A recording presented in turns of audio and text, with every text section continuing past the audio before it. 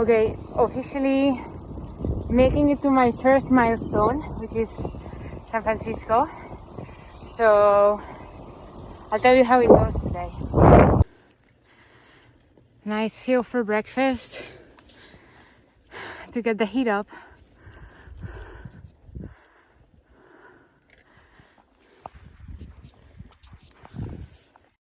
This is how the route looked for the day.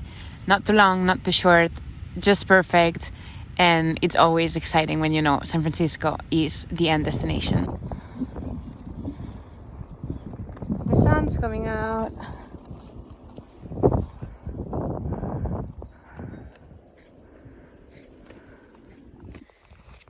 The sun is officially out. Time to get undressed.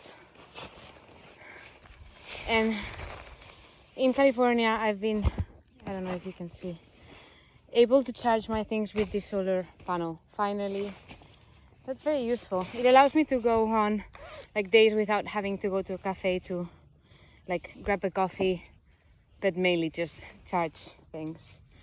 Whew.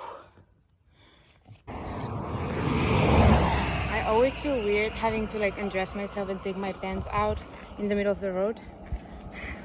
Because for a second you cannot really tell if I'm gonna be naked or if I'm just taking like a little part of my outfit.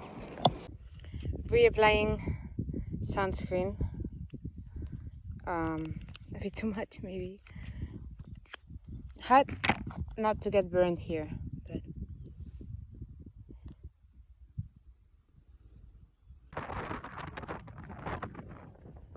there's so many cyclists on this road.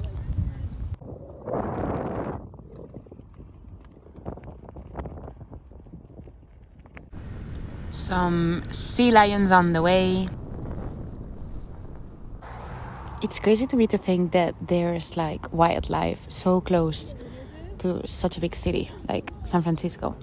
I mean, all this nature, and I'm gonna finish the day in San Francisco. It's insane to me.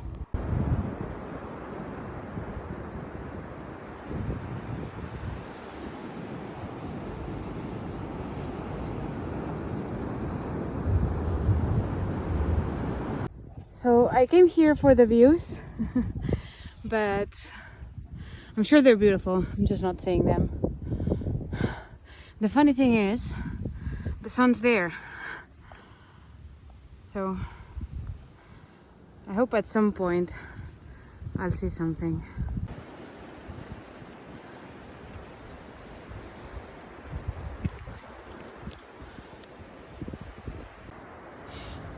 I keep hoping that at some point I will see more than just flowers.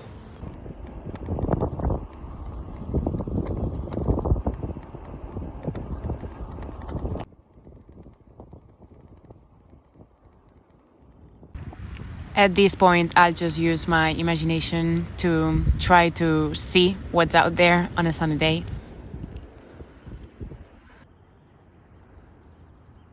I mean, the flowers are beautiful. It would just be a lot nicer if I could see what's under them. Then my friend Andrew joined me for a picnic. We met each other in Thailand like 6 years ago or something. So we had an amazing meal. And then he left, avoiding the hill that I would have to climb on my bicycle. I was quite jealous. The hill was tough, but it was so beautiful. It was really, really worth it. More flowers, and maybe it's just me, but I thought they smelled like honey. As I was reaching San Francisco, I found it amazing that, the city was there all the time, reminding you that in an hour, in 2 hours, you'll be there. Like, your milestone is just a few hours away. And I really enjoyed seeing the bridge and just knowing that I was getting closer and closer.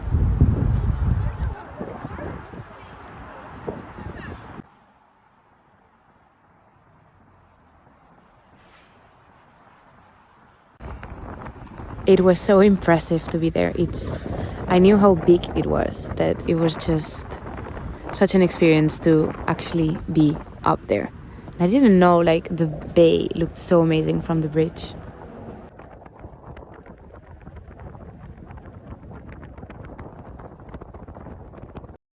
The wind was so strong as I was riding the bridge. So here I'm trying to say that I'm really excited, that I'm realizing how huge my journey is, that I've made it to San Francisco, and that this makes me feel like I can make it a few more kilometers, maybe even all the way to Patagonia. But you cannot really hear it because it was, again, really, really windy. I tried not to bother the locals with my selfies, but I am, at the end of the day, a millennial, so I had to do this.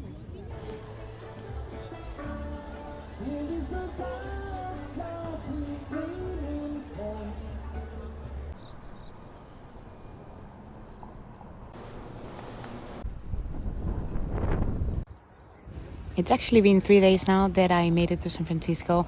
I am now just chilling here in the city. I've loved it. I am leaving tomorrow. But it's been amazing to be able to actually rest and catch up with some old friends and be spoiled by some new friends and discover the city. And I am a little bit crazy about fun facts, so I'm just gonna throw some fun facts I learned about San Francisco. Here we go.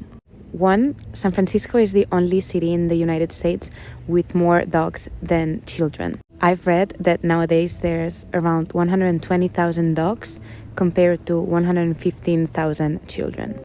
The city actually has its own fog, probably the fog I saw while I was here, and it has a name. It's called Carl, that's how the locals call it, and it even has an Instagram. And 3, the city's Golden Gate Park is actually bigger than New York's Central Park. And that's a wrap. I could have stayed for a few more days, but I do need to get moving, and I'm really excited for what's coming.